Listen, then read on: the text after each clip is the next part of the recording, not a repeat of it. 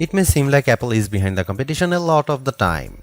The company appeared to be slow to developments like widgets, bezel-less displays with camera notches and screens with high refresh rates.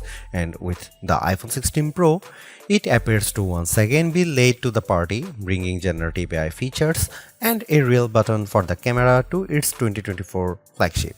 But if you will allow me to play therapist for a moment, I think it's not that Apple is slow, I think Apple is cautious, perhaps overly so. Caution on its own isn't a bad trait, in fact, it could be considered thoughtful rather than rushed to the cutting edge with its peers. Apple delivers, usually finding a slightly different approach that is often an improvement on what's out there. Just look at the Vision Pro headset or Apple Silicon, or even the iPod, the iPad, and the AirPods, which were far from the first of their kind when they launched. With the iPhone 16 Pro, the focus is on cameras and Apple Intelligence. The problem is Apple Intelligence isn't quite here yet. We can test some features in the developer beta that's currently available, but that's not necessarily the same as the experience the public will get when the update rolls out in October.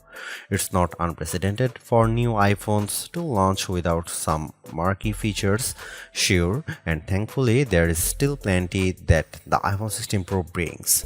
From camera control, the Fusion camera, and other video related updates to slightly bigger displays and iOS 18, the iPhone 16 Pro and Pro Max are intriguing successors, even absent the wanted intelligence features that are still to come. I am getting deja vu. Looking back at my review of the iPhone 15 Pro, I see a picture of that phone and its predecessor lined up by side to show just how much thinner the bezels are. Apple has once again trimmed the borders on its flagship phones, but while doing that enabled it to reduce the handset size in 2023.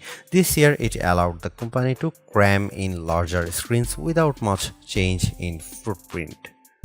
The iPhone 16 Pro and Pro Max displays have increased in size from 6.1 inches and 6.7 inches up to 6.3 inches and 6.9 inches respectively.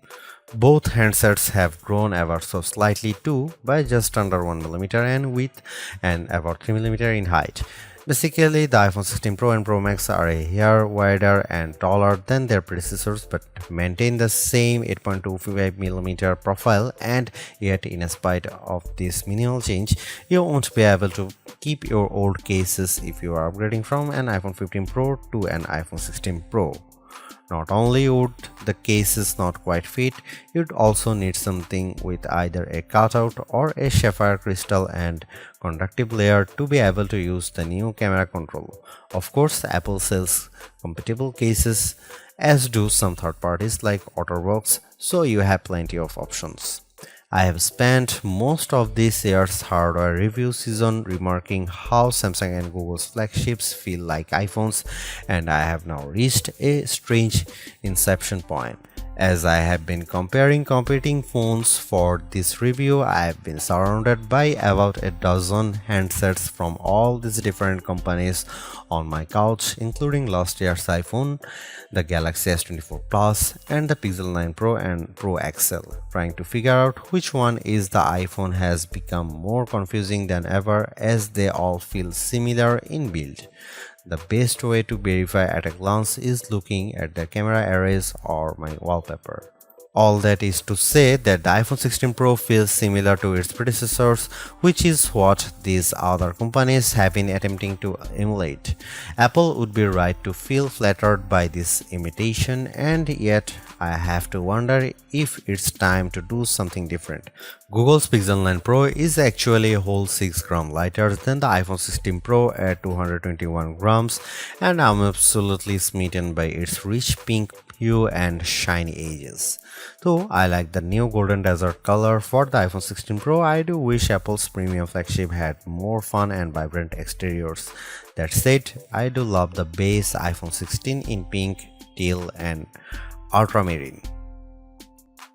Arguably, the biggest change to the iPhone 16 lineup, not to mention the iPhone 16 Pro, is the introduction of camera control. This is a button on the right side of the device which has touch and pressure sensors on it to enable greater control with swipes and semi-presses. One of the things this was supposed to do was let you push slightly on the button to trigger focus, similar to what half pressing a DSLR shutter button would do. That function won't be available at launch, so I can't say if it's effective.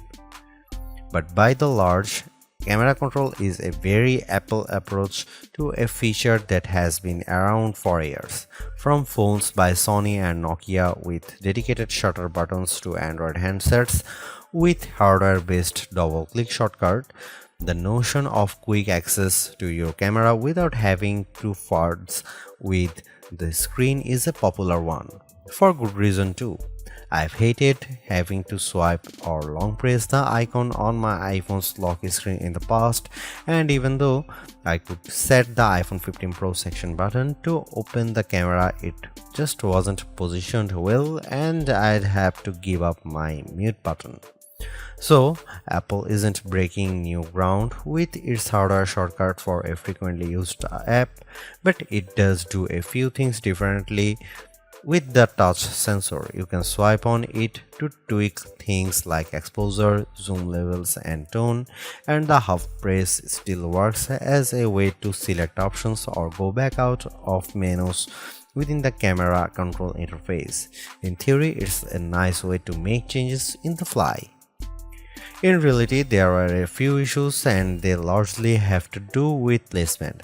The button sits a little further from the base of the phone than I'd like, so my fingers have to reach a bit more to press it, whether I was in landscape or portrait mode.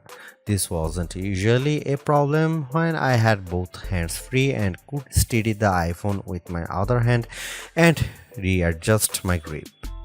But if you are trying to take a quick shot with just one hand, the button's location can feel unintuitive.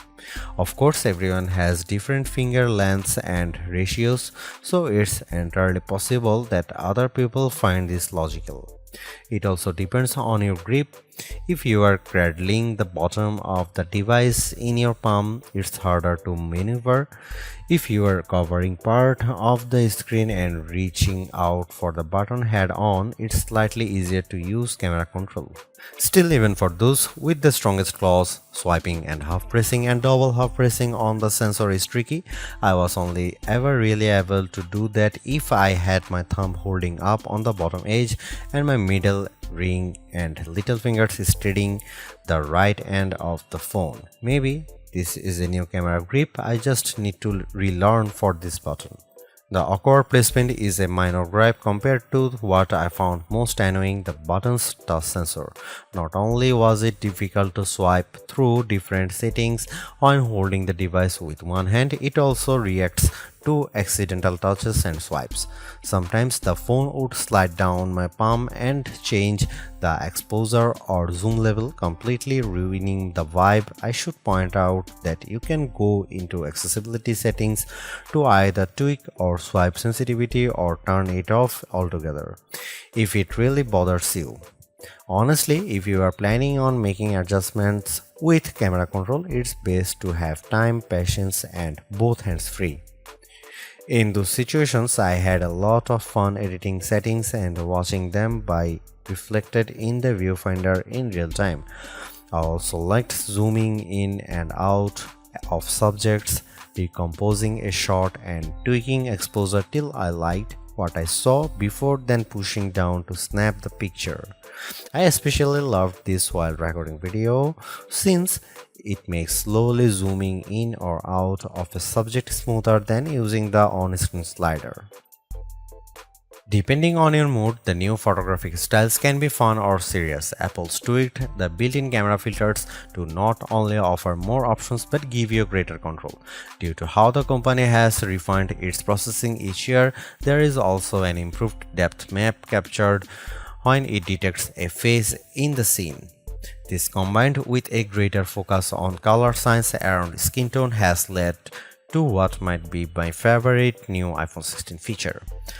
Whether I shot them in portrait mode or not, photos of people what I took using the iPhone 16 Pro were a dream to edit. Simply switching between the standard, natural, luminous, quiet or ethereal styles already resulted in improvements to be colors and shadows, but I could also tap on each thumbnail to across the new editing touchpad and drag a dot around. This let me more precisely tweak the hues and contrast levels, and an additional slider will let me adjust how warm the image was.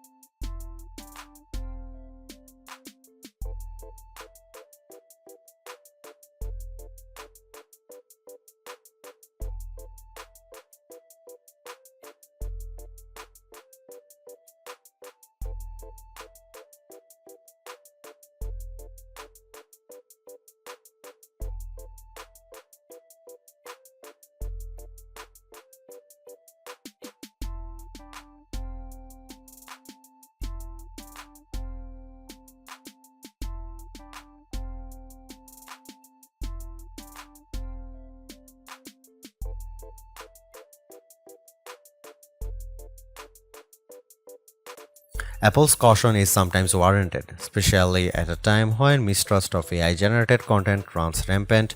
The company taking its time to get Apple Intelligence right is understandable, but its deliberation doesn't always lead to winners. While I appreciate the attempt to differentiate camera control with the touch sensor for more versatility, I am not yet convinced on its usefulness. The good news is, and I cannot stress this enough, you have the option to tune it to your liking, and that's the theme I'm seeing in recent Apple features that hint at more thoughtfulness than usual. If you don't like something or if something isn't right for your needs, you can adjust or disable it. In iOS 18, you have greater control over your home screen's app layout and can pin custom collections for easier reach. In the Photos app, the action button introduced last year could have been a spectacular fail had Apple not let you still keep it as a mute switch, but it managed to give people more functionality while maintaining the status quo for those who are just as resistant to change. Change is scary, change is hard, but without change there is no progress.